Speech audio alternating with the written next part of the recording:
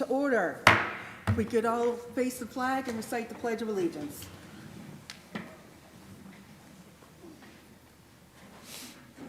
I pledge allegiance to the flag of the United States of America and to the republic for which it stands, one nation, under God, indivisible, with liberty and justice for all.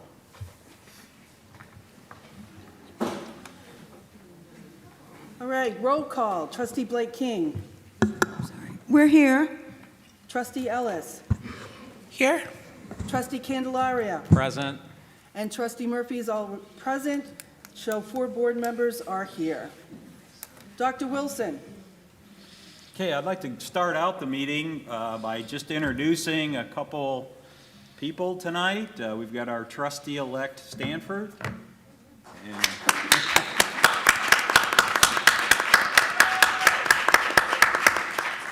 And trustee-elect Guerra.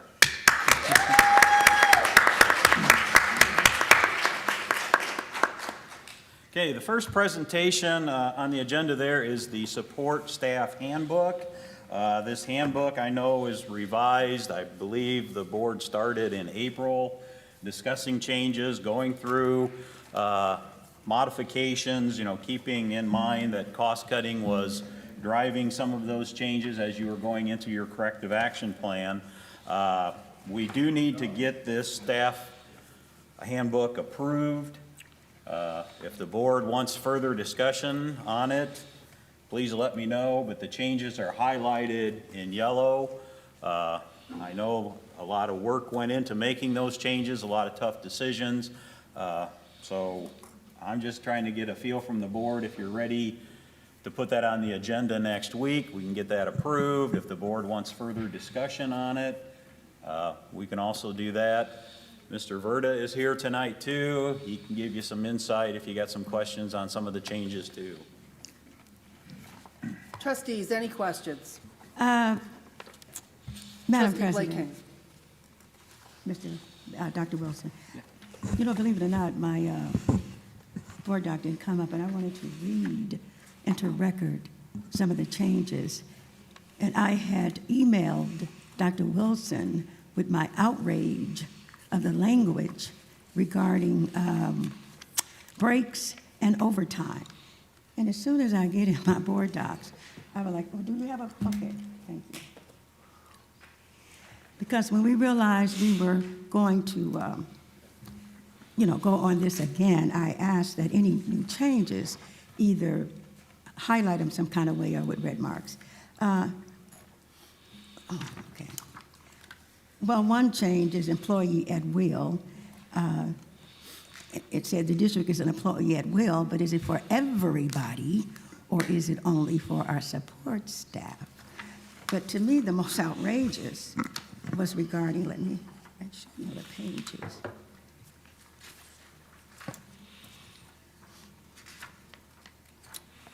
New language on breaks.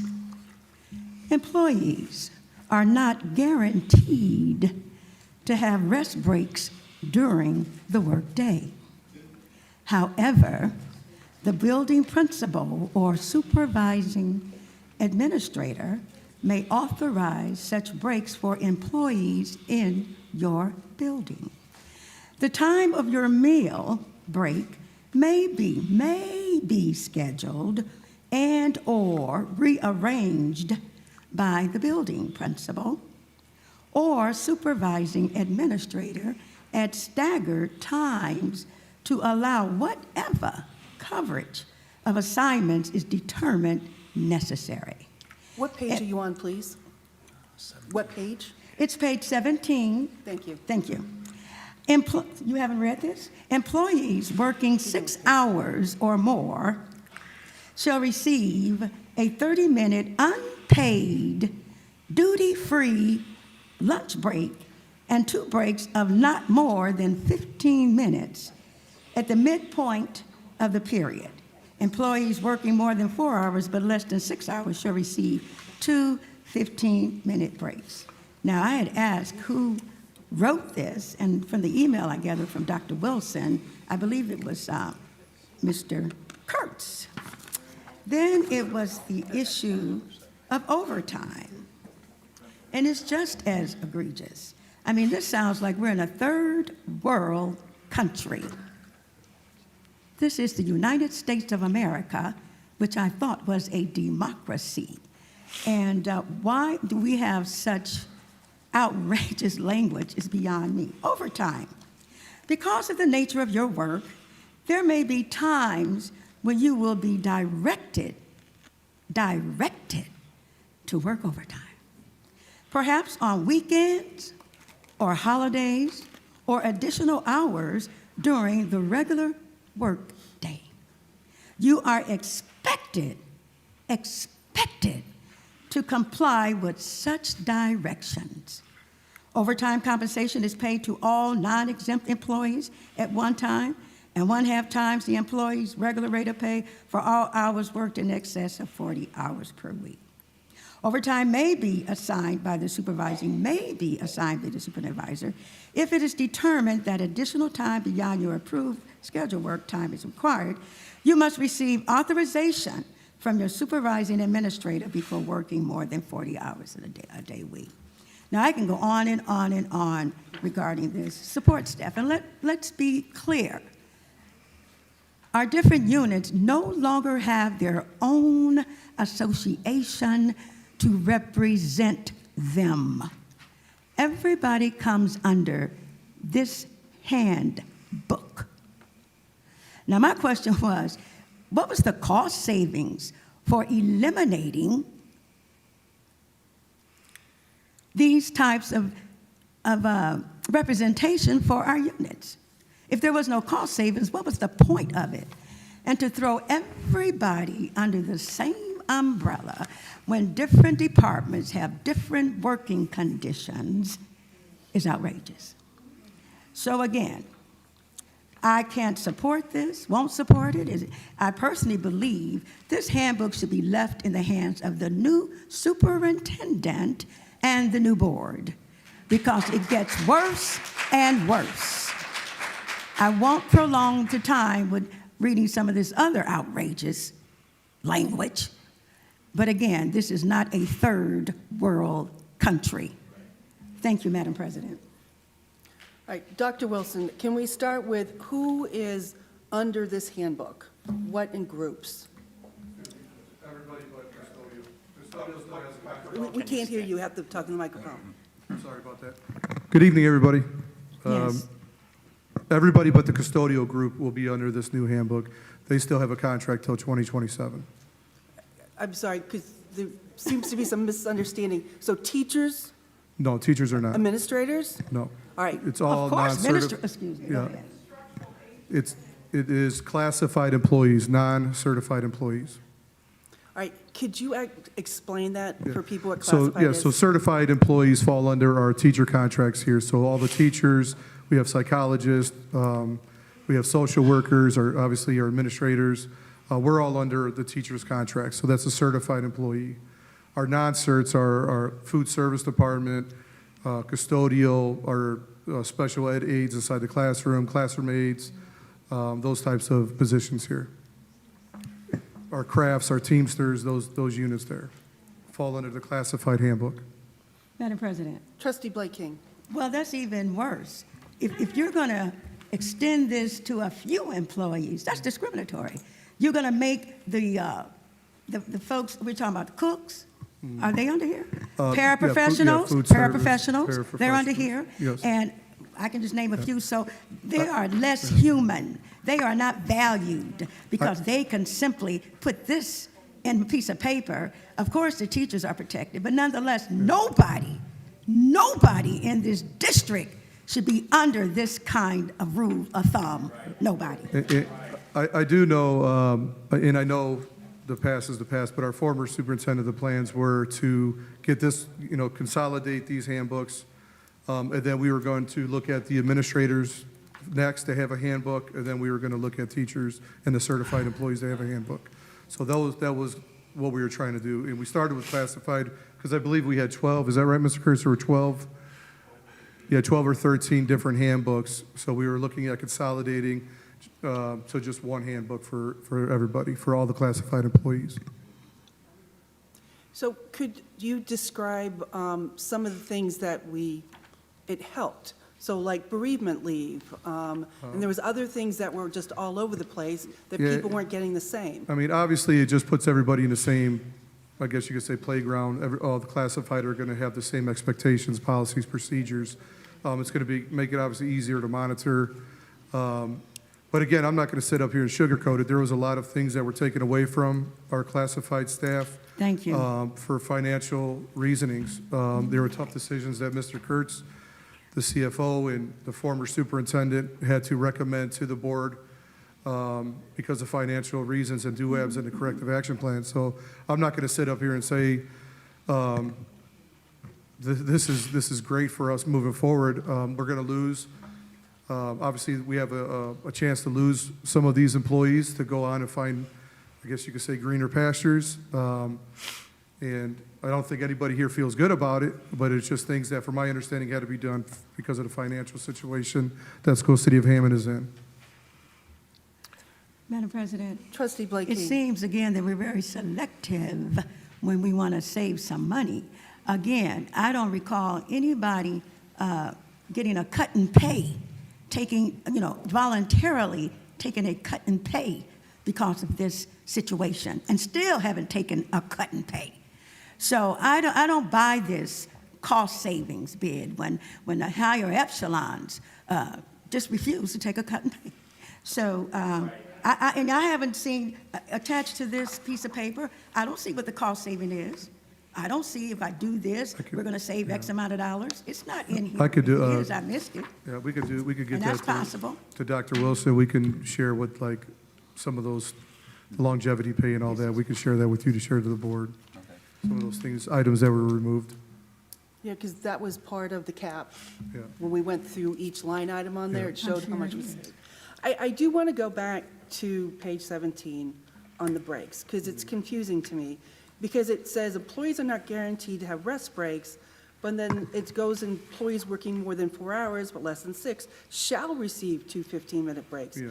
Don't those conflict with each other? And this is just more geared towards building principals and supervisors being able to make sure that everybody's not taking a break at the same time, so to speak. There's different needs inside the buildings. No, Things no, have to be I totally supervised get and you. watched. But yeah, you're correct. I mean, I guess we need to just revisit the wording, like Dr. Wilson mentioned the other day in his office. That we probably could reword this a little better, obviously. Madam President, may I? Trustee Blakey. What were we doing before this? You're saying our employees were so bad, they had to be policed with these types of, this language? Are you saying that? Otherwise, you wouldn't need this kind of language. We I'm not saying value that. our employees. Yeah, I'm not saying that at And all, it ma'am. says may, the first thing is may, we can may, shall, twist it Yeah. all the way around. It's just utterly ridiculous. And at will. Are administrators at will? Are they at will employees? So there are situations where if you're under a contract, there's different policies and procedures that we have to follow if you want to non-renew somebody or terminate somebody if they are under a contract. So that's a little different. Again, I was in Dr. Wilson's office the last couple of days, and I think he understands that we probably need to just revisit some of the wording and make it a little more, I guess you could say, Friendlier. welcoming or a little more respectful to our staff.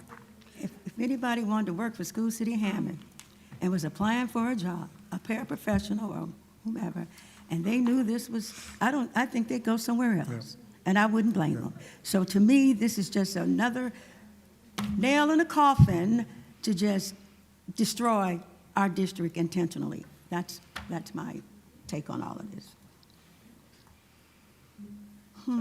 Okay, we'll rework it then. It I have sounds- one question for you. So what happens right now? Are they under the old agreements? So if you have an issue that comes up about taking breaks or severance pay or any of, what rules? As far as like the benefit times and things of that nature, Mr. Kurtz made a recommendation. I can't remember if it was to Mr. Miller or to Dr. Wilson, that we use the 23-24 guidelines for the 24-25 school year. As far as the number of sick days, all that stuff are still in play as they were in 23-24. So none of this is fully hit. So some employees are being treated differently because they're going under the old agreements then? 'Cause I- All of them are. All of them we've treated everybody under the 23-24 handbooks language. I understand. Yeah. All right, are there any further questions on this item? Well, is there any cost savings to this? I mean, Well, it's all no, supposed to be about cost savings. there is no cost savings because Okay. that's not in effect. That's what you're saying. This is not in effect, so they're still operating under the As guidelines. they should be. Right. But I do want to make clear that, from my understanding, and Mr. Kurtz, during some of those executive work sessions, things were voted on to eliminate, like longevity pay, the steps for each of the groups as far as raises. So some of those things have been taken into account already because they were voted on during those work sessions. Executive work sessions were, I guess they're allowed because of We don't vote in executive DUAB sessions. and being under a corrective action plan. The board is allowed to make some of those decisions in that executive work session. So I do know some of those cost savings have hit already, ma'am. Okay. Well, I don't. And again, I recall. can get you that number, that exact longevity, and as far as what the raises would have been, things like that nature, we can get you that to Dr. Wilson. So since this was done under the corrective action plan, any changes to go back to some of those fiscal items would have to be approved by DUAB? But if there was no cost savings, because I don't believe there is any cost savings to treat people like this, why would we have to go to DUAB? I guess we'll have to wait and see. Until we know there's actually a change, it changes our Mm. budget or the corrective action plan, there would be no need to go to DUAB. So that has to be explored. Well, you know, Yellow that they changed? So, we'll have to look at the Okay. corrective action plan, because Yeah. I think there was some projections put in there Yeah. on the savings, so. yeah, we'll have- there was some stuff that, when you look at the corrective action plans, it's on there. Yeah, yeah. Right, just to be clear, the yellow in there, that is from August forward. So all the other language had already been Prior. beaten out and discussed at length. The stuff that's highlighted in here was what, hey, still need to look at Yeah. some things. But don't we vote on this as a whole? We can't Correct. piecemeal this. We voted as one handbook. We didn't vote this piece by piece. Yes, ma'am. It's like our bylaws. We sit down, we discuss them, we make changes, they come back to us, we may make more changes. So yes, it's sort of piecemeal as we go through them. Okay. All right, are there any other Yeah. questions at this time? I do want to just take a minute as the HR director here, just to say that the school city of Hammond is a great place to be. Yes, we're in a difficult spot right now financially, but I really believe in my heart that we're going to pull through this if we all stick together and work together. We have a lot of people in this, here tonight that really care about Hammond, really care about our kids and our staff, so I just want to throw that out there. Thank you so very much. Thank you, I Mr. appreciate Rutter. those words. All right, next item, Dr. Wilson. Okay, next on the list then, we've got the support staff salary schedule. That is something that we need to get approved.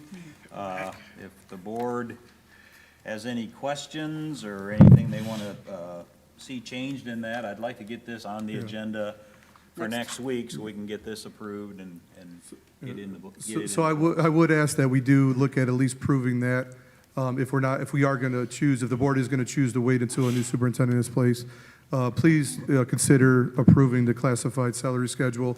The minimum and maximum ranges in there that you see are all very competitive with the surrounding school districts, if not higher. So I think we're in a really good place with those wages. So I would ask you to please consider at least passing that for us. Madam Chair, what happens if we don't vote on this? I just like to play out the scenario. So what would happen if we don't vote on this classified salary schedule? We'll follow as with, looking at the old way we used to determine what wages and, figure out a salary and things like that, hourly wage. And But again, I can assure you that I did a lot of research. We are either at a very competitive spot or above all the surrounding school districts as far as those positions. Okay. Thank you. Madam President. Mr. Verda, please. Trustee Blake King. Thank you. What I was looking for when I looked at the, again, I'm not in the computer today. I'm doing it by memory. Could we, before we vote, see what the salaries were, what jobs were eliminated or changed? Because I understand from Yeah. looking at the job description with the salary, they might, well, I just need to see. Yeah, what no, was I totally changed. understand what you're saying. And I know, let's say, for instance, the registrars, the work that they do at high school level is much more involved than middle school or elementary level. And I think the reasoning behind some of that, with, just because you brought that part up, is because of the cost-saving measures in having to do a reduction in force, we're really looking for all the clerical inside the office to kind of help out and step up, regardless of what it is. To kind of do that cross-training and making sure everybody's kind of pitching in, just until we get into a better financial situation where we might be able to add. And I'm not saying we're going to be able to. Don't mark Mr. Verda said so. But I'm just saying if we're ever in an opportunity down the road to add another clerical to Hammond Central or to Morton or to Eggers or Scott, we would be able to do so. But we really need all clerical to kind of be on the same page and kind of helping each other find success. So that's why we kind of looked at changing some of those titles right now. Well, you know, I like your concept. But I would definitely, yeah, I could definitely do that for But everybody you. got to work as a team and step up, so that means administrators, if they have to go to a classroom and teach, they need to go to a classroom and teach. Yeah. If superintendent, I don't care who it is, if we need a teacher, they need to leave 41 William Street and go teach. So Yeah, if no, we're gonna be that kind of team, Yeah. Mr. Verda, I- it's gonna go all the way around. Yeah, I Thank totally you. agree that we all need to be on the same team right now and helping each other out. But I could definitely show you the Okay, changes before I from the can make a old decision, I need to classified see all of that. salary schedule to the new one and what the title changes look like. Okay, I'll get that to you, Dr. Wilson. And can we have that for next Tuesday? If you would Yeah, want to we get can this get on the it. Or agenda? before, I think we you should know, be able to sometime- get a day it. before or something like that. Okay, I have one question. So, and there was one change on this from August, from Okay. last time, and that was the level 1 computer technician that we did not review in executive session. Yeah. So if you could explain why that addition is. I don't know if Mr. Kurtz, I know you asked me to talk to Ken a little bit about why that position was, I know Mr. Benich was asking for a kind of a lower level tech to kind of help out in different areas. Yeah, that was a, that was a recommendation from our technology director. Really, all the positions that he had were very high paid, and he wanted to have a lower pay range slot that he could bring people in. Yeah, I think it was like to help out with like Chromebook, passing out Over the Chromebooks, summer. yeah, things of that nature. And there was nothing that really fit that. So he was asking for us to consider that. Well, Madam President, what happened to the teamwork? Trustee- You know, why create another position? Let's do the teamwork. Right. Everybody jump in and help each other.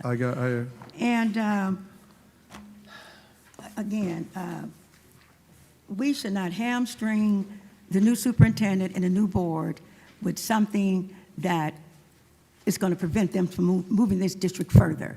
That's why I'm not in any mental position to support any of this. Thank you. Okay, so we tentatively have this on the agenda for the next meeting, and we'll take it from there.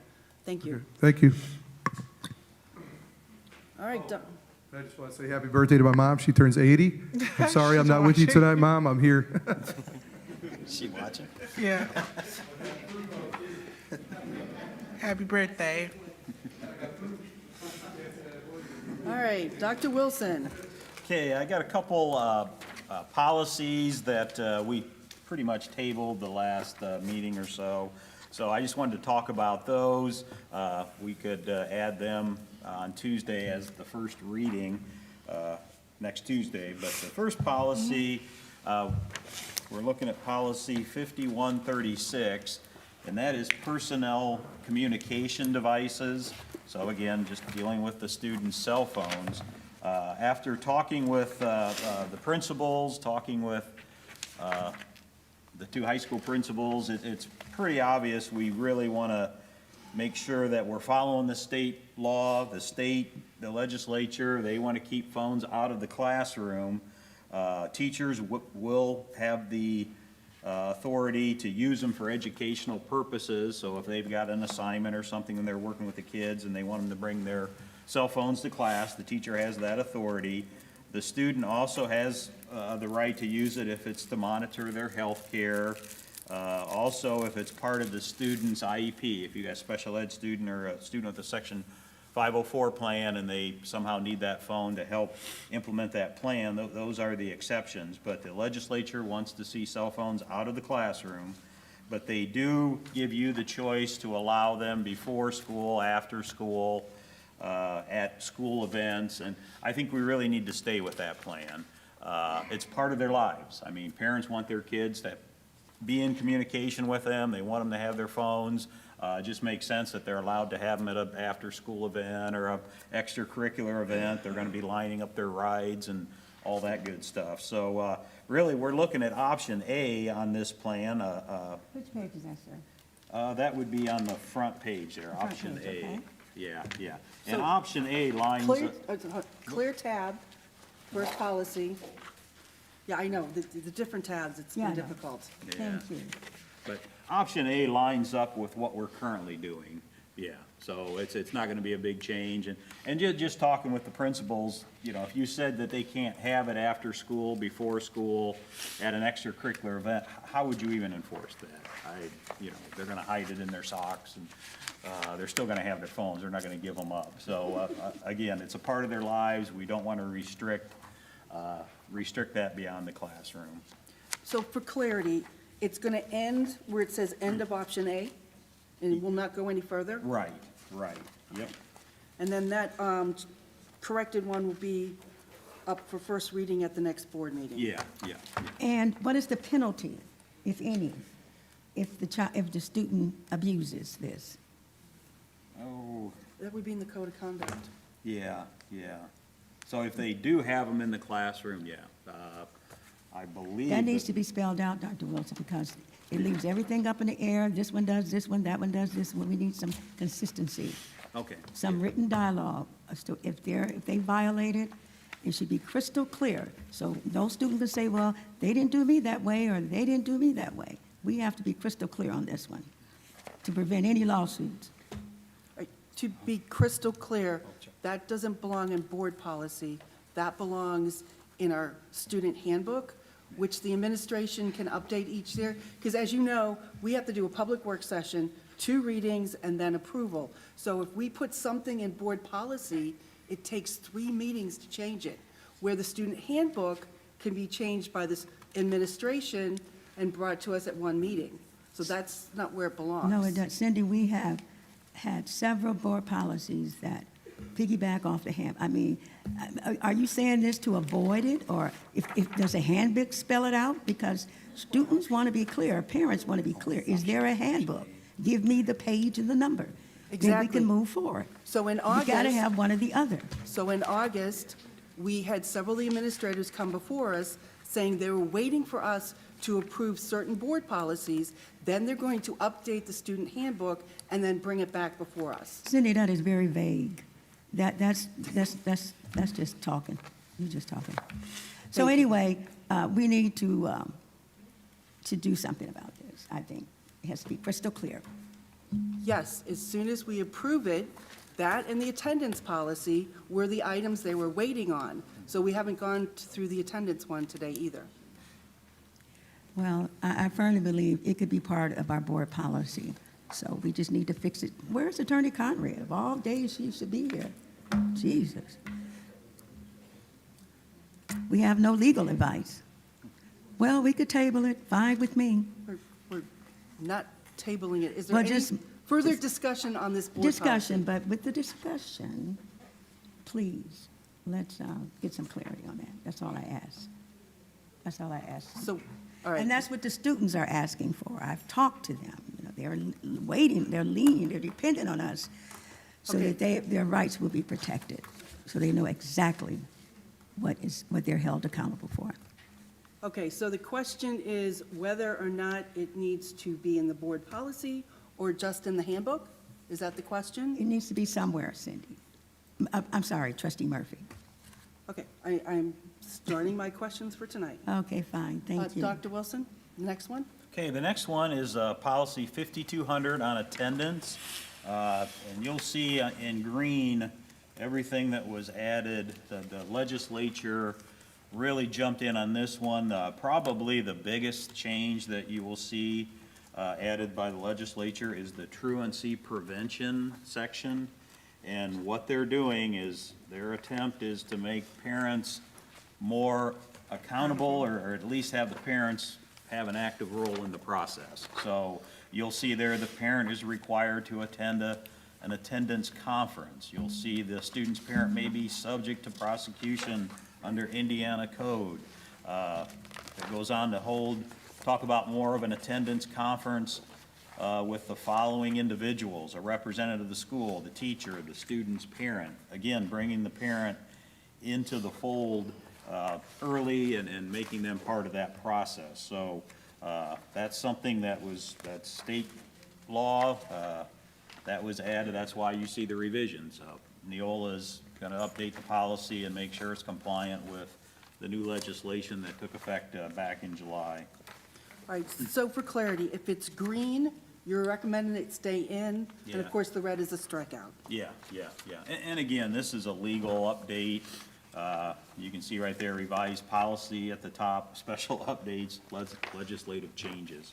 So not a lot that we can do with this one. Madam President, Trustee Blake King, doesn't it require a truant officer to help us move through this process? And I don't think we have a truant officer. I can't answer that question. Well, if we're going by the state law, if we're mandated by the law, we have to be fully mandated, not partially. So I think somewhere we need to find a truant officer. All right, so the question is, So what are just we make a note. currently doing with the truancy Yes, policy? sir. Yes, ma'am. Thank you so much. All right, any questions on this board policy? One other question now on this Trustee particular. Blake King. We had discussed, and I believe you had said, President Murphy, that it was already part of our policy, that the children can actually be taken away from their parents if there is that the children can actually be taken away from their parents if there is chronic absenteeism based on this state law. Is that part of it? Does anybody know? We discussed it a little bit last time, and I think Attorney Conrad said it was already on the books. So could we clarify that, please? Whether or not a child can be taken from their parents based on this law of absenteeism. Let me, I'll check with Attorney Conrad, because, Yes, yeah, please. it does say the student's parent may be subject to prosecution under Indiana code, so. Okay. Let's get that clarified. And then, since this is the law, and we understand now we have several children in our community that's being forced to walk a walking path that's unsafe, hazardous, and I'm sure it is, it's contributing to their attendance of school. I had requested that absenteeism report. I haven't had a chance to read it yet, specifically for those children. So my point is, I hope we're not setting up our children to be part of this law, that they would be criminalized for this. So let's look into, it's imperative that we get these kids that we have already identified a walking path that is hazardous and harmless to them. We need to get on that ASAP, because based on this law, it certainly would contribute to absenteeism and tardiness. Based on the weather, the time has changed, and these children are still walking. And we have established the fact that it is unsafe and it is hazardous. So, Superintendent, please, let's do something about that ASAP. I think it has the opposite effect. I think it goes after our parents. I think we're going to have a chilling effect that as more parents get turned over to the prosecutor's office, they may just be throwing their hands up and saying, I can't control my child, and they're going to withdraw them. That is my biggest fear with this new policy. I get it. Because we ran into it before, parents telling us they can't control their children, and withdrawing them from school. And then they can say, oh, I'm just going to homeschool them now. What I do suggest, and as everybody know, I'm not going to be here, we should be getting with Gary and East Chicago, because we're going to be the districts up here that are hit the hardest. We should be meeting with the Deputy Prosecutor's Office, Bernie Carter, and with Judge Stefaniak, and asking, can we do differently than what we were doing 15 years ago? Do you really need to be arresting these parents? Can we be sending out citations, having them served by sheriff, to have them come in? Because, as I said before, our office did a couple of these where the parents were literally arrested and they didn't bond out till the next day. And then you worry what happened to the children. You know, was there any watching the children while their parent was in jail? So we do have to approve a policy, but we do have the opportunity to get together and start talking with the people that are going to be enforcing this and see if we can effectuate something that is actually going to help our urban districts. Madam President, I agree with you 100%, but we still can do something right now, in the next 24 hours, and putting those children who are in harm's way, who is late or tardy or not coming to school at all, we can do that now. We don't have to talk to Bernie Carter. We don't have to partner with Chicago or Gary. I'm talking about our children that we have established that's in harm's way, walking a hazardous walking path. So I hope I don't have to keep reiterating this, but if I have to, I will. Because, again, these are our children.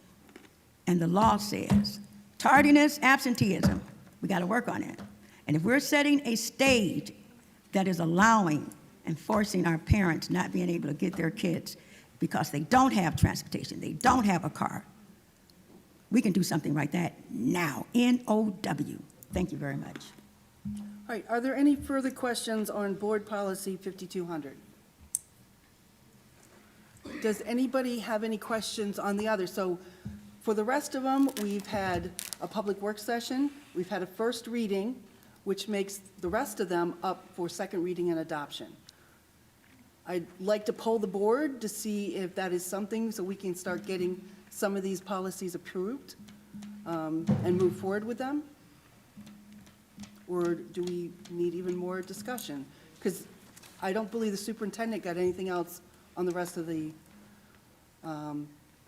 policies, and we already got a packet at the last board meeting with all the corrections that we asked from the prior public work session. And didn't we have did we or did we not, just refresh my memory, on our special meetings, did we have discussion on that? I see it's in here, but I can't. Yes, so at the special meeting, Special meetings. we did a combination business meeting and public work session. Did we discuss, I know I brought it up, our executive sessions when we invite visitors, and how do we notify the public if we're inviting high elected officials to our executive sessions? I think we need some clarity, some language on that, because I think we might, if that ever happens or have happened, we could very well be in trouble. So I think we need some dialogue, some discussion on how we go about inviting elected officials to our executive sessions. It has to fall under, so as you know, executive sessions have their different areas. I understand So- that, but again, I'm talking specifically for elected officials. I understood that part. That's all, that's the only part we need to get some clarity on it.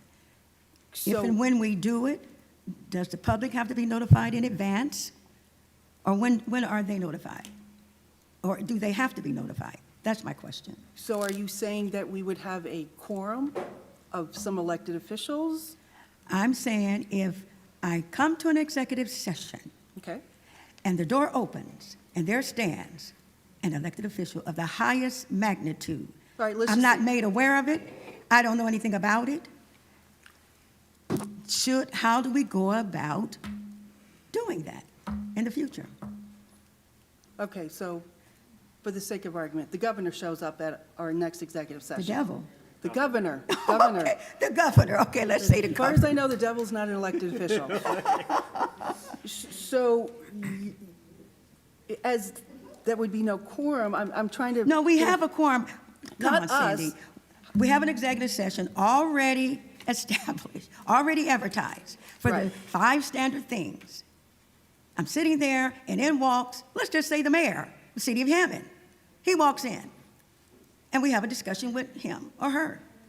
We need some dialogue as to terms of, was that legal? Or that governor, mayor, sheriff, whomever, elected official. We definitely need some language on that in terms of advertising to our public if we're meeting with those types of people in our executive sessions. Again, it has to fall under one of those items. It could- And it then could we fall- can invite anybody we want. I agree. So we're going to be inviting consultants to our next meeting. Cindy, I've said elected officials. Now, come on. I can't make it any plainer. We've met with consultants. I've never had a problem with that. All kinds of consultants. I'm talking specifically elected officials So the question who is, we've already established, civil city and school city, they're not tied together. Am I right? We've already established that. Everybody has gone on record saying that. But however, if that person should attend a meeting, there should be some clarity. And if nothing else, all board members should know that person is coming, period. So we need some language on that, if nothing else. so the issue is you felt you should have known ahead of time the people who were going to attend. Yes, Okay. All right, does that answer the question, that whoever calls the executive sessions in the future, the superintendent or whomever, will let you know anybody outside of the normal people that are there? So usually we have some administrators there, we're there. So does that take care of it? no, my question is it legal? Period. Is it legal for me to sit in an executive session with the mayor? Is it legal? Just, we need some legal advice on that. That's all I'm saying. We can go beyond the consultants. Legal. Any elected official can come before this podium. I know that. They can come here and speak, and that has happened. But if they decide they want to meet with us behind closed doors, we need some language. And all board members should be made aware of that, period. Thank you. Now, do you understand? Maybe. Maybe. I'm trying to figure out how to put that in a sentence. Okay, but Dr. Wilson, you heard what I said. You understand it? That's all that matters. Thank you. It sounds like maybe you guys were surprised in the past. Surprise. I would hope, Flabbergasted. I would hope the board, your new board gets along well enough that there aren't surprises like that. Exactly. We need no surprises. We need to know in advance, because I don't want to be, I know it was illegal. And, or if it wasn't, you tell me. Somebody tell me, as a board member, should I have gotten up and left? Period. Now, we can end it. Just get me some information based on what I've said. We don't need to prolong this any longer. I need some water. Anybody out there got a bottle of water? Here, Thank you. I appreciate y'all. All right. Anything more on the policy updates? So again, we're going to have stuff up for first reading. We'll have things up for second reading and adoption. Do we have any argument, discussion in that area? Is everybody good with that? So we can move forward? yep. All right. So except for the ones we talked about tonight, everything else will be up for second reading and adoption. The other ones will be up for first reading only, because we've still got another set, which will be for the new board. That's behind, before you start. Is there, what's the urgency on the second set?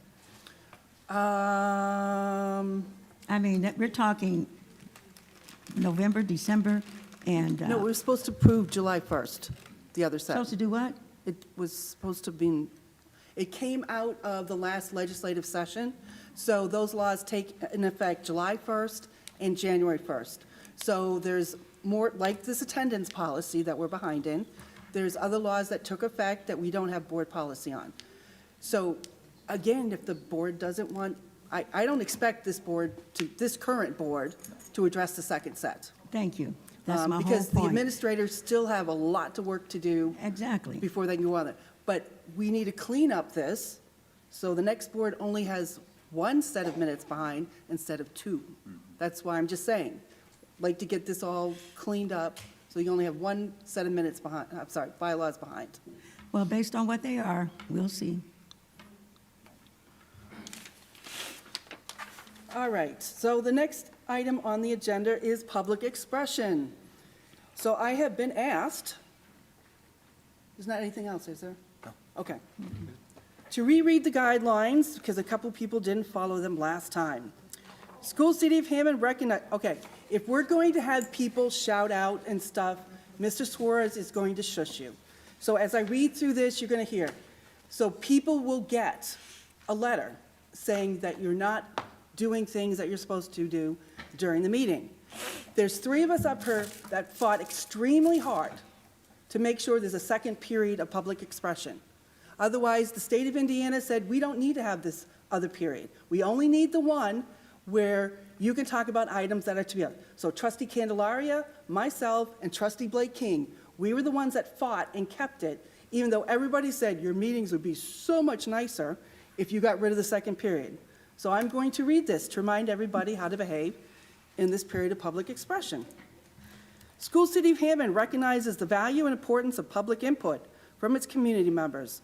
For that reason, and in compliance with federal regulation and state statute, School City of Hammond establishes a public comment policy and its corresponding procedures to inform the board about substantial issues impacting the school district or our student population. The board permits fair and orderly public participation at its public meetings. Public comment is not designed or intended to address personal grievances or provide a remedy to individuals in dispute with the School City of Hammond. All comments made during any public participation meeting is subject to the following rules, procedures for which public participation is permitted.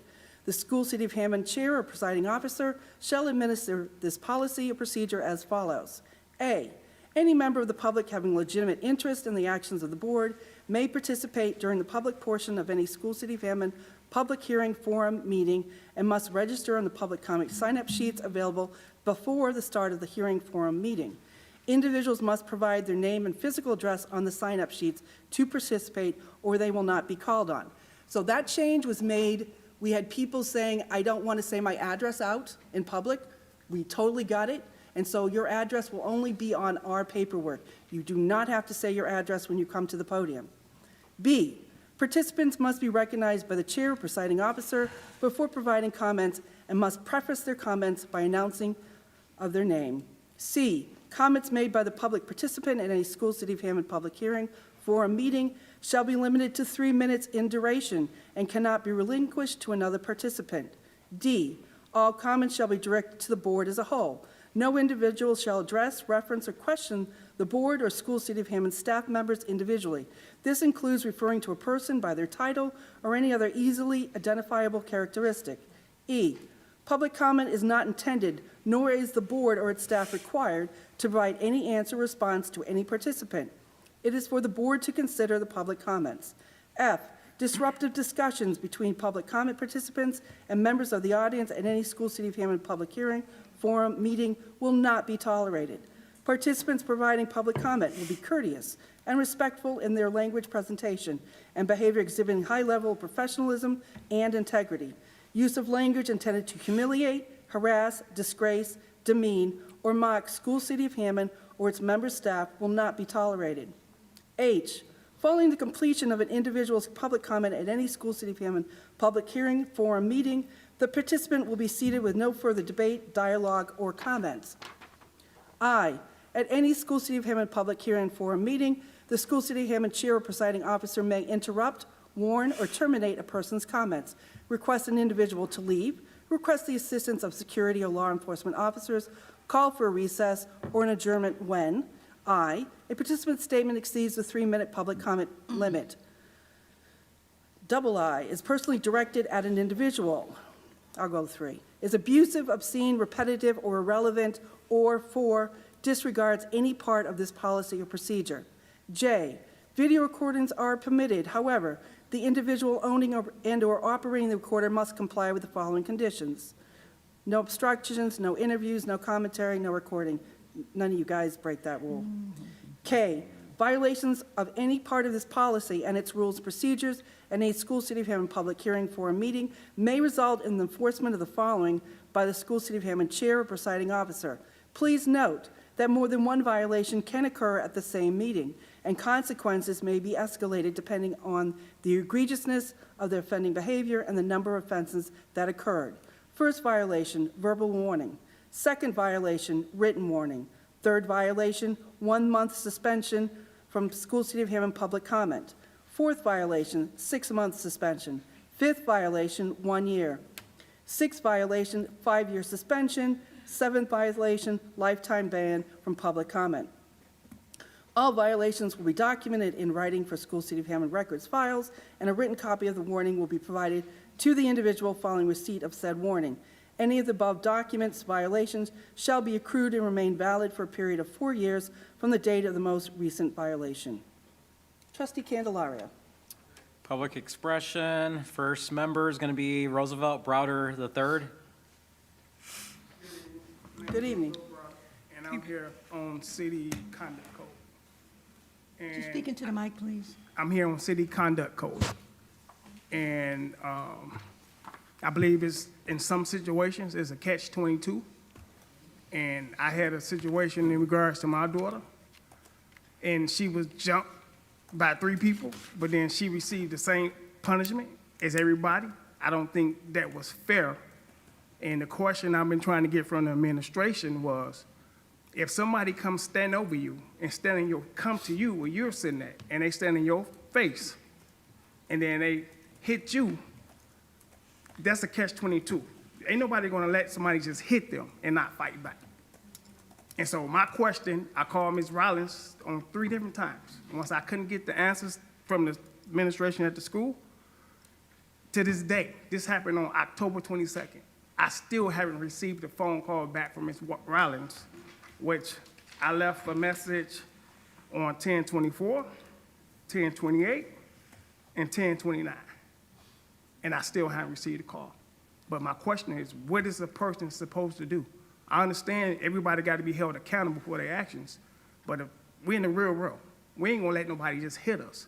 So when that situation happened, what is a person supposed to do, but then to receive the same exact punishment? I don't agree with that part.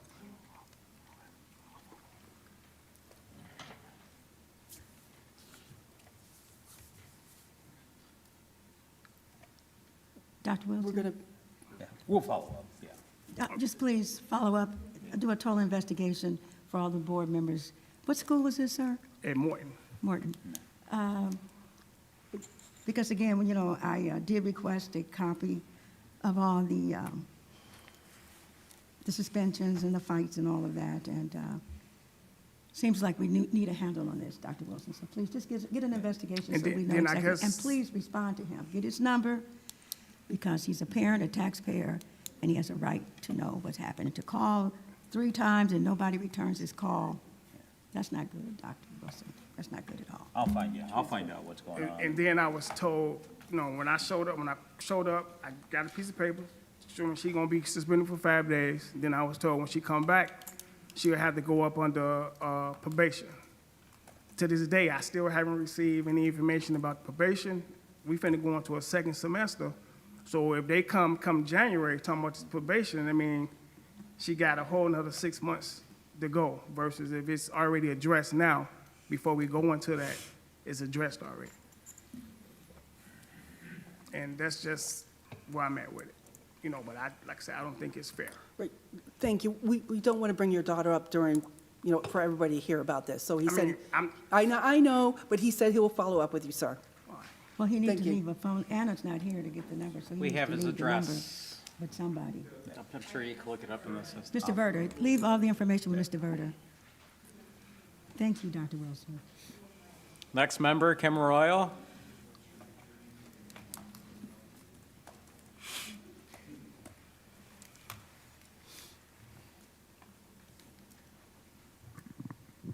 As a preface, my name is Kim Arroyo. On August 26th, I stood here and repeated the theme staff were presented with at the beginning of the school year, You Matter. On September 27th, the teachers union and the school city of Hammond agreed to a collective bargaining agreement that included a $1,000 stipend and status quo insurance. On that day, I thought, hey, maybe they mean it. Maybe we do matter. The definition of status quo, for those following along, is the current state of things, literally translated the state of which in Latin, and is used to indicate the same situation without a change. On Wednesday, November 6th, staff were invited to an insurance presentation where we were informed that the entire raise in insurance premiums would be shouldered 100% by the staff in the buildings and would not remain status quo.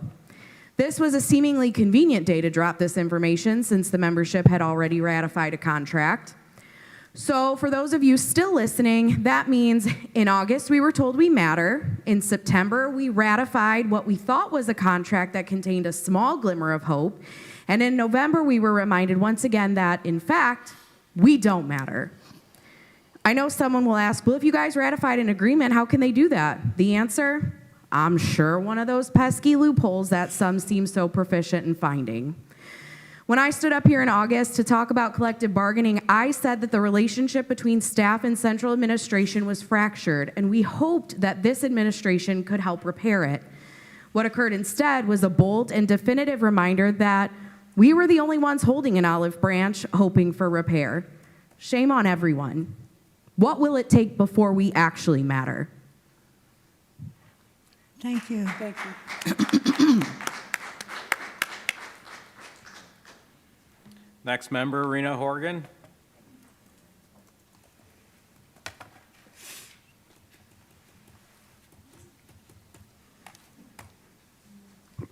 Good evening. I'm here to express my concerns regarding two recent decisions that have left both the teachers and the students in a difficult position.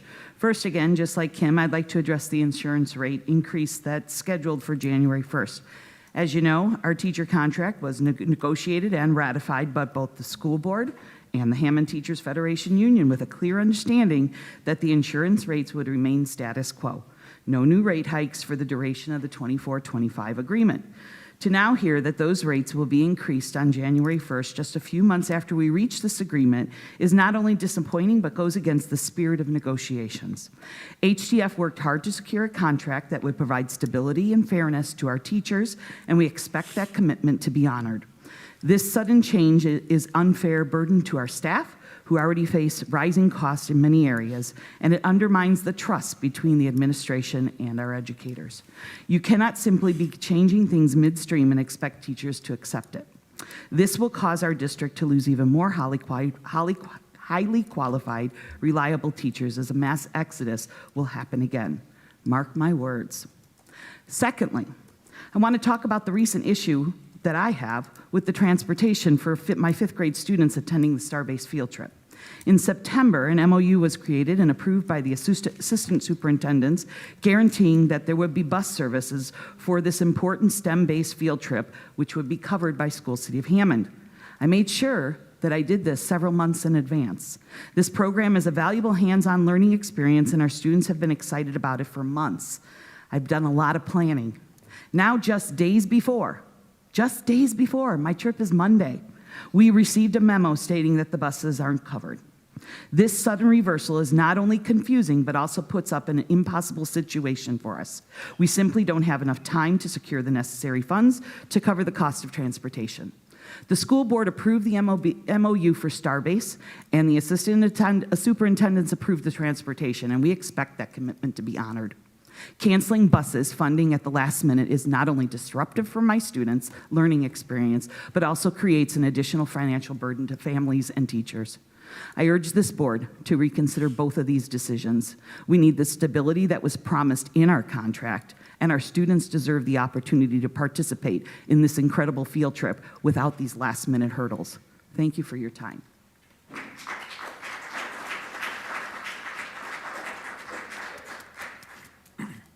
Next member, Leslie Campbell.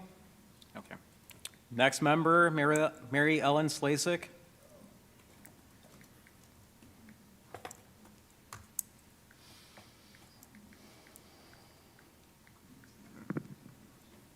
Mary Ellen Slasik. some of these kids are walking very long ways to school. I know the state says within a mile and a half. I know they have to walk more than that. There's supposed to be transportation. Of course, back a few months ago, transportation was, put in a real quandary when the notice was given that there's not going to be bus service in a couple short years. I remember back a few years ago, a young mom came here. She could barely walk. She had silver sticks. That's the cuff type crutches. I'm not sure what her medical condition was, but she could barely shuffle her legs. And at that time, there was bus service, but it was for those that lived more than 1.5 miles and up. And her house was 1.4. So her kids' actual walking distance, and this is why they were missing school, was 2.5 miles. She had no car, and she couldn't drive anyway because of her medical condition, and her children had to walk. And I'm thinking, well, the law is now going to be that parents can be jailed for their kids being truant, not going to school. I think exceptions should be made, and the safety of our children should be paramount. And no disabled mom should have to see her kids go out the door and walk 2.5 miles when it's below zero outside to go to school so their mom doesn't go to jail. And I think that responsibility falls on the school city of Hammond. You could find other ways to cut instead of cutting the busing for the children. The safety of our children is supposed to be first. But I haven't seen that happening. I haven't seen good things happen for any of our kids lately, and I'm talking for the past few years. And it's just keep on getting worse. The school consolidation and closures has disrupted the kids' education so bad. You've got kids failing left and right. One of my grandkids is struggling. And it breaks my heart as his grandma. Other kids are struggling also. And now they have to worry about walking to school that's not close to their house anymore when the weather gets bad. And you're going to have a lot of kids that are going to be absent. And you're going to have a lot of kids and parents going to withdraw them from the school city of Hammond and decide to homeschool them. And frankly, I don't blame them. It's better than a child getting frostbite or falling in the snow and dying.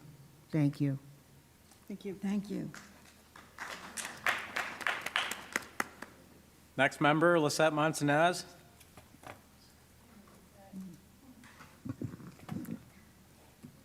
Good evening. I would like to say congratulations to our elected board officials as well. In regards to today's agenda, the 13 handbooks that were consolidated are not available online. I did confirm that they were removed last year, but they're still in effect somehow. And it would be a good practice to have those available because I wanted to look over them personally and reference them. But if you look at the October 22nd one, it varies from the one that was introduced today, this morning, to me anyway. And so the wording on there also, on page 2, it does state custodial on there in this new one. So it's very important that we read those documents. Everyone's sitting up there. I'm reading them. And so it's very, and same with policies. Those should be looked over thoroughly. So I noticed that they do mimic Munster bylaws a lot, outside of a few words that are changed from may to shall.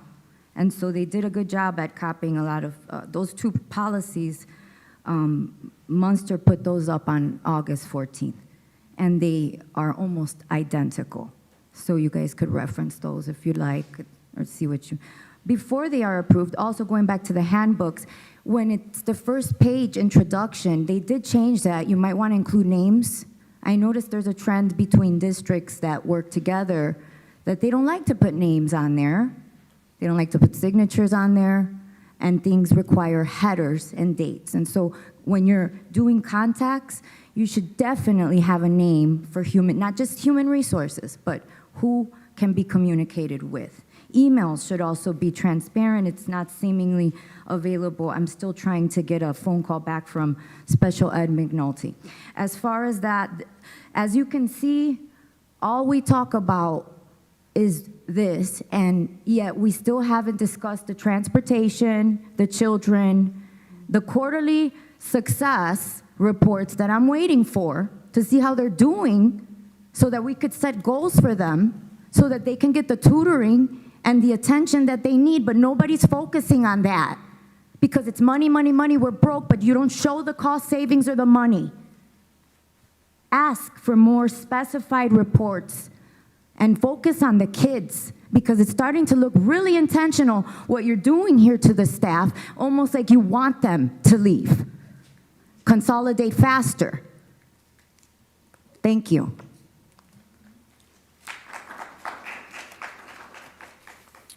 Next member, Dr. Michaela.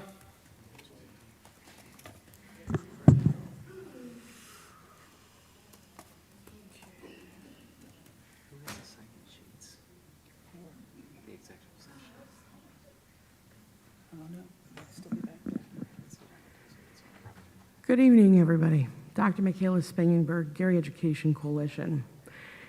I continue to be pretty disappointed with the amount of misinformation I hear. One proactive solution to that on certain topics like insurance, what school boards do, school administrators, what they're supposed to be doing, and charter versus public schools, things like that. We are going to be having a session, several sessions of public education. Because even listening to us discuss this handbook drives me right up the wall.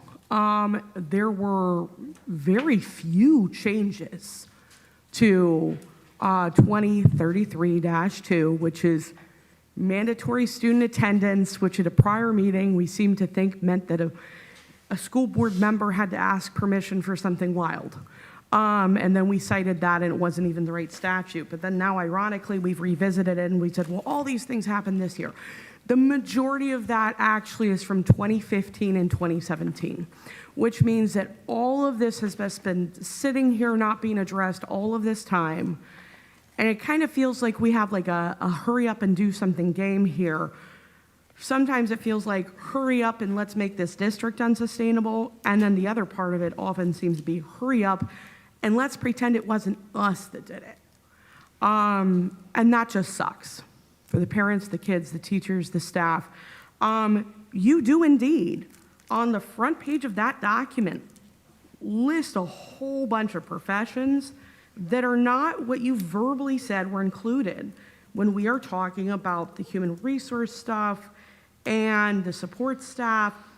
That whole handbook, right in the front, it says crafts, custodial, food services, clerical, nurses, health aides, technology assistants, instructional aides, and transportation, which is also what's reflected in the schedule for the salaries. As bonkers that we're trying to convince people that some of those are not covered, you attach the document to board docs we can read. Please, let's just be straightforward with people. When it comes to the question of who can be at an executive session, ODL is pretty clear on this, but you can definitely just call, email, whoever, Luke Britt, and get an actual decision on it in terms of interpretation of the law. That's his job. He's your public access counselor. But in terms of ODL, which is 514-1.5, people should only be there if they're relevant to what's happening.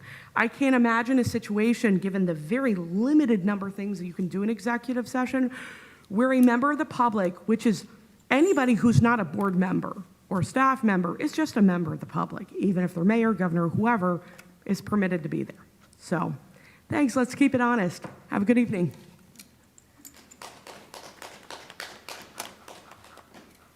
That concludes everyone written in for public expression. Oh, you know what? We do have a board meeting next Tuesday. I do not have that. It's at 5:30 executive and 6:30 regular business meeting. And other than that, as Madam there's no... President, Trustee Blake King. just one other thought. I'll share it with Dr. Wilson after the meeting. It's nothing. it's really nothing. Okay. I'll share it. As there are no further business before this board, this meeting is now adjourned.